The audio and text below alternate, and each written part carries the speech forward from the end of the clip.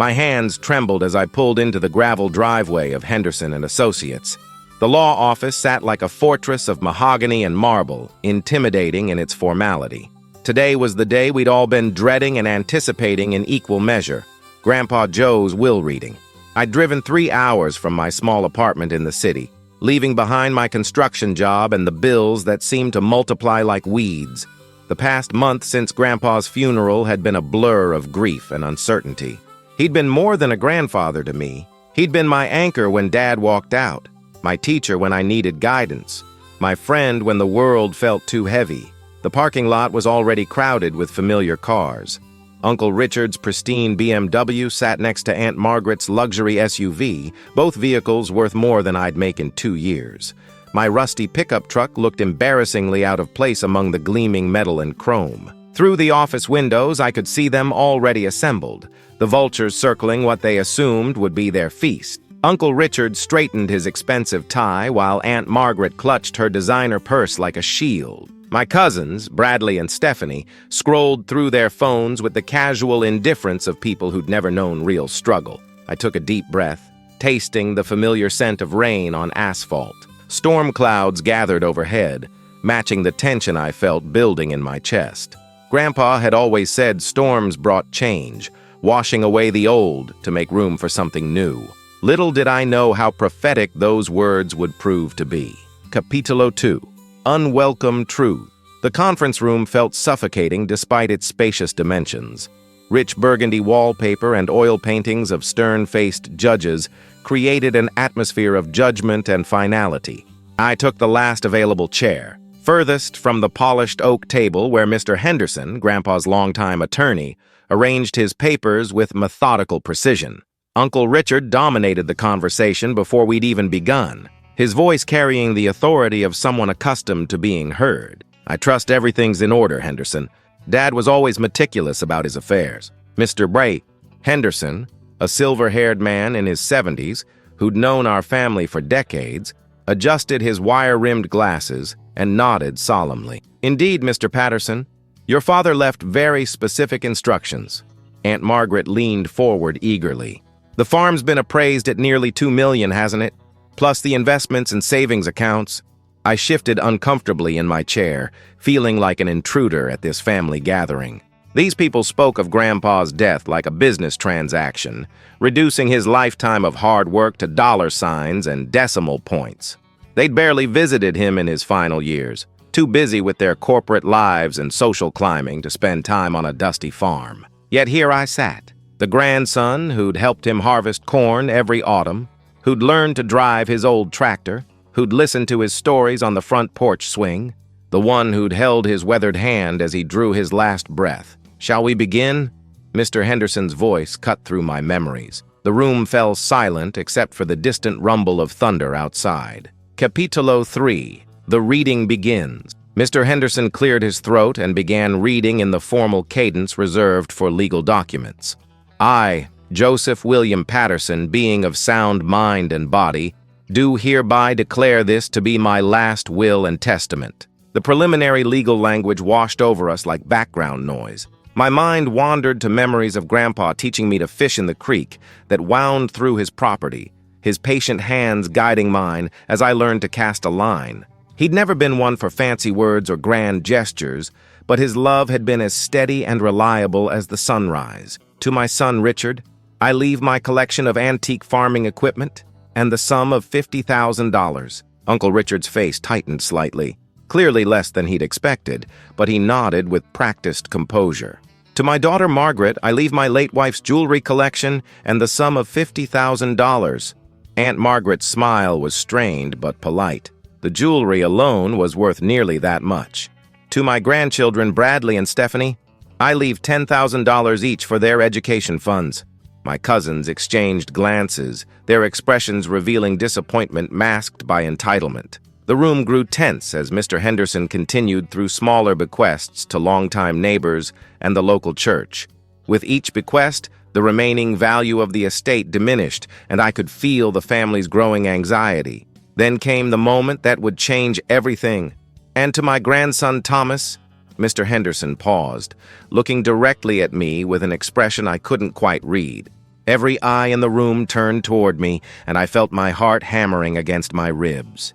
Capítulo 4. The Crushing Blow. To my grandson Thomas, who has been like a son to me. Mr. Henderson's voice seemed to echo in the suddenly silent room. I held my breath, hope and fear warring in my chest.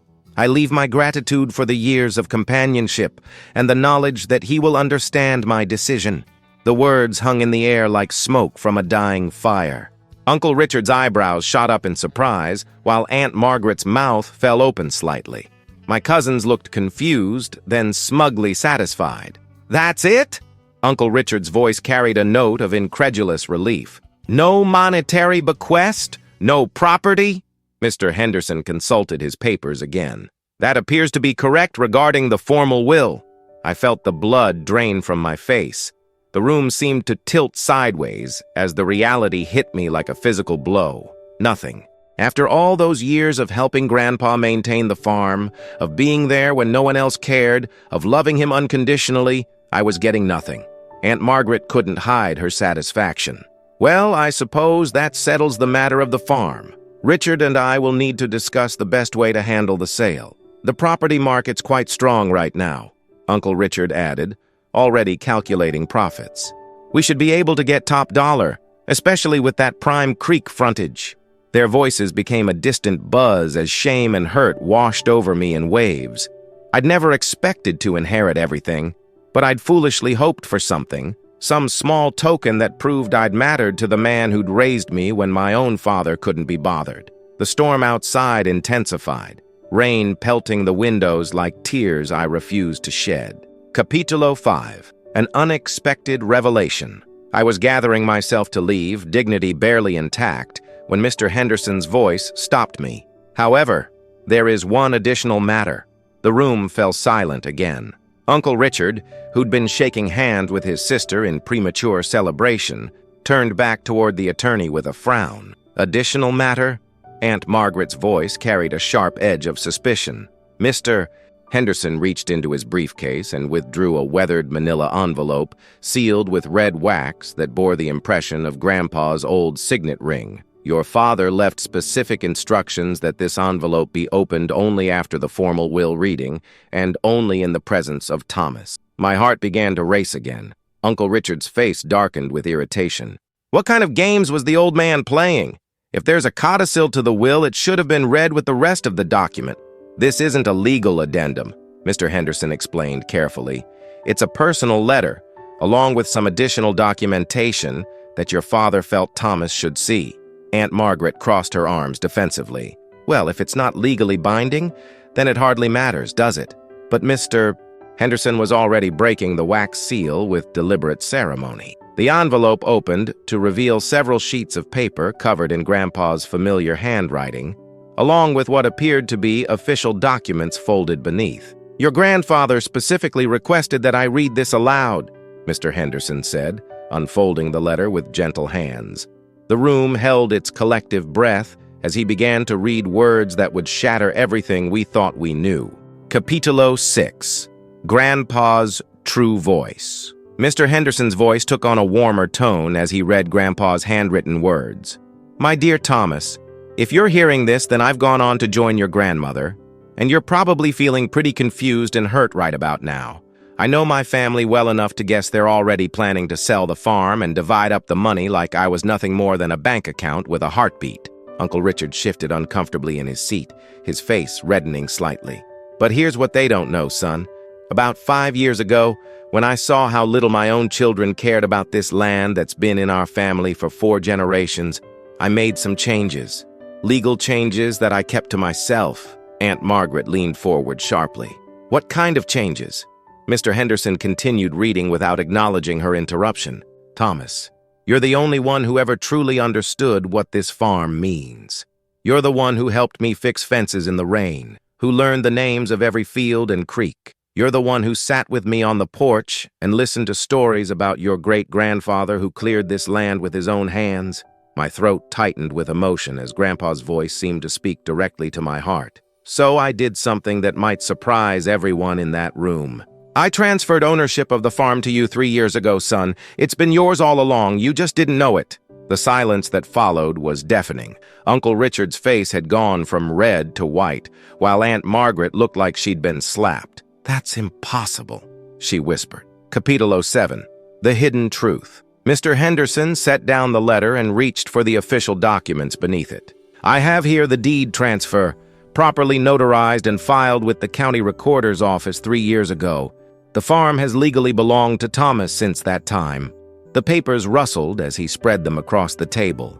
I stared at the documents in disbelief, seeing my name typed in official legal language alongside property descriptions and survey numbers that I'd memorized from years of walking every acre. Uncle Richard shot to his feet, his chair scraping against the floor. "This is fraud. Dad wasn't in his right mind. Your father was thoroughly examined by 2 independent physicians before executing this transfer," Mr. Henderson interrupted calmly. "I have their certifications of mental competency right here. Everything was done properly and legally." Aunt Margaret's voice shook with rage. "He deceived us, led us to believe we'd inherit the farm." "He never promised you anything," I found myself saying quietly. "You just assumed." The room erupted in angry voices, but Mr. Henderson raised his hand for silence. "There's more to the letter." He picked up Grandpa's handwritten pages again, his voice cutting through the chaos. "Now, Thomas, I know you're probably feeling overwhelmed right about now. $2 million worth of land is a heavy responsibility for a young man, but I also know you'll do right by it. You understand that this farm isn't just about money, it's about legacy, about roots, about keeping something good alive in a world that's too quick to tear things down." My eyes burned with unshed tears as the full weight of Grandpa's gift settled over me. Capítulo 8. The Weight of Legacy. Mr. Henderson continued reading Grandpa's letter, his voice steady despite the tension crackling through the room. "I know my other children will be angry, and I'm sorry for that. But Richard and Margaret made their choices long ago. They chose careers and cities over family and land. They chose money over memories. I won't judge them for it, but I won't reward it either." Uncle Richard slammed his hand on the table. "This is vindictive and cruel." "Let him finish," I said, my voice stronger now. "The money I left them in the will comes from my personal savings, not from the farm. It's more than fair compensation for people who haven't set foot on this property more than a dozen times in the past decade. But you, Thomas, you've been here. You've bled and sweated for this land. You've earned it." I thought about all those summer days spent mending fences, the autumn harvests where I'd worked from dawn to dusk, the winter evenings when I'd helped Grandpa plan the next year's crops. Every blister, every aching muscle, every moment of shared silence had been an investment in something larger than myself. "Now I need you to understand something important," the letter continued. "This farm isn't just a gift, it's a trust. You're not just inheriting land, you're inheriting the responsibility to keep our family story alive. Every field has a history, every building has a purpose. Don't let anyone convince you to sell it for quick money." Aunt Margaret's laugh was bitter. "Easy words from a dead man. Let's see how he feels about legacy when the property taxes come due, when the equipment breaks down, when he realizes what it actually costs to maintain a working farm." But I was already thinking about the challenges ahead, and surprisingly, they didn't frighten me. They excited me. Capítulo 9. A New Beginning. Mr. Henderson folded the letter carefully and looked directly at me. "There's one final provision your grandfather wanted me to explain. He's also left you a detailed business plan he'd been working on for the past 2 years, a plan to convert part of the farm into a sustainable agriculture education center." He handed me a thick folder I hadn't noticed before. He believed the farm could be both profitable and educational, teaching young people about sustainable farming practices while preserving the land for future generations. I opened the folder with trembling hands, finding page after page of Grandpa's meticulous planning. Crop rotation schedules, budget projections, partnership proposals with local schools and universities. He'd thought of everything, even designing a path forward that would honor the past while embracing the future. Uncle Richard's voice was cold with fury. "We'll contest this. No court will uphold such an obvious manipulation of an elderly man. You're welcome to try," Mr. Henderson replied evenly. But I should mention that your father anticipated this reaction. He's left detailed video recordings explaining his reasoning, along with testimony from neighbors, his doctor, and myself regarding his mental state and decision-making process. The fight seemed to drain out of my aunt and uncle as the reality of their situation sank in. They'd expected to walk away millionaires, but instead, they were facing the truth that their father had seen through their greed and chosen differently. "This isn't over," Aunt Margaret hissed as she gathered her purse. But as they stormed out of the office, I felt a strange sense of peace settling over me. The storm outside was beginning to clear, and shafts of golden sunlight streamed through the conference room windows. Capítulo 10. Coming Home. The drive back to the farm felt different this time. Every familiar landmark, the old oak tree where Grandpa had built me a tire swing, the creek where we'd caught countless fish, the weathered barn where he'd taught me to milk cows, now carried the weight of ownership and responsibility. I pulled into the gravel driveway and sat for a moment, engine ticking as it cooled. The farmhouse looked exactly as it had a month ago, but everything had changed. This was my home now, truly and completely.